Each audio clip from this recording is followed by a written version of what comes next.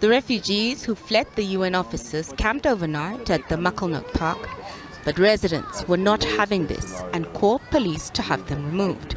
Police ordered they be sent to Lindela Repatriation Center or the Khosimampur Correctional Services, but they refused to go to Lindela, saying they would rather live on the streets than go back to what they call inhumane conditions at Lindela. You want me to die? Because Why would you die there? Why would you die at Lindela? I ran away there. Wait, in Lindela. You didn't know we was there in Lindela 4 years. You didn't know that. And there is one mother passed away that side. You didn't know that. And until today, you can tell me, where is those kids? I'm here 15 years. I born all my kids here, but they don't know the paper. They don't know, they're not going to school. The first one now is 13 years, end of this month.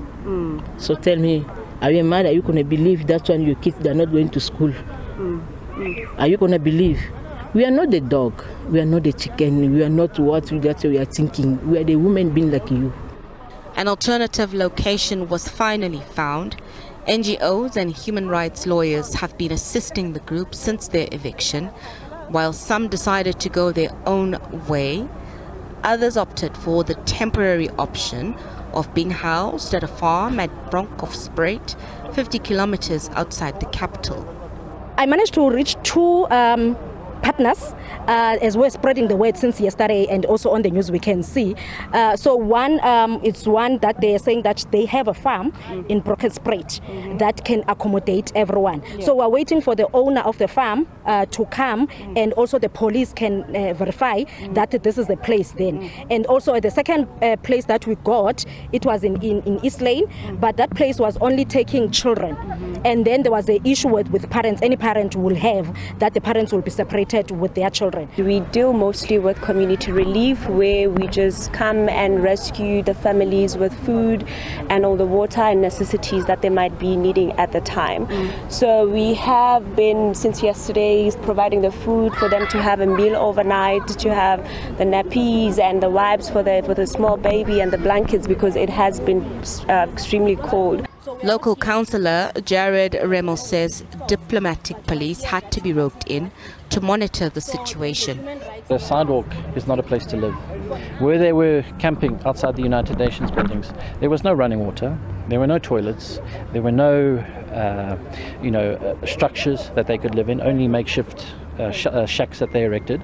So that's not a place to live. So as much as I understand and sympathize for this group, that's not a place to live. Well, the first thing that everybody wanted to do is help them. Blankets, food, water, what do we do? There was a bit of confusion because Lawyers for Human Rights said it's just temporary, couple of minutes. We're then moving them to shelters. We've got shelters arranged all over the city. We're putting them in these shelters. Don't worry, we're just collecting them, gathering them because they're traumatized, and we don't want them to be vulnerable where they were. They were being chased by security, whatever. So we said, okay, we'll pause with you and we'll wait with you and we'll see what you tell us. As the evening continued, SAPs and TMPD and people were arriving saying, what's the plan? What's going to happen? It became very apparent that they were going to be left here. This is where they were going to be accommodated.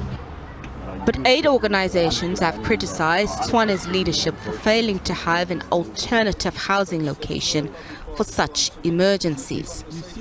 There simply isn't any money in Tswane and in most other municipalities to provide large tracts of land and then to install the bulk infrastructure to render it safe and habitable.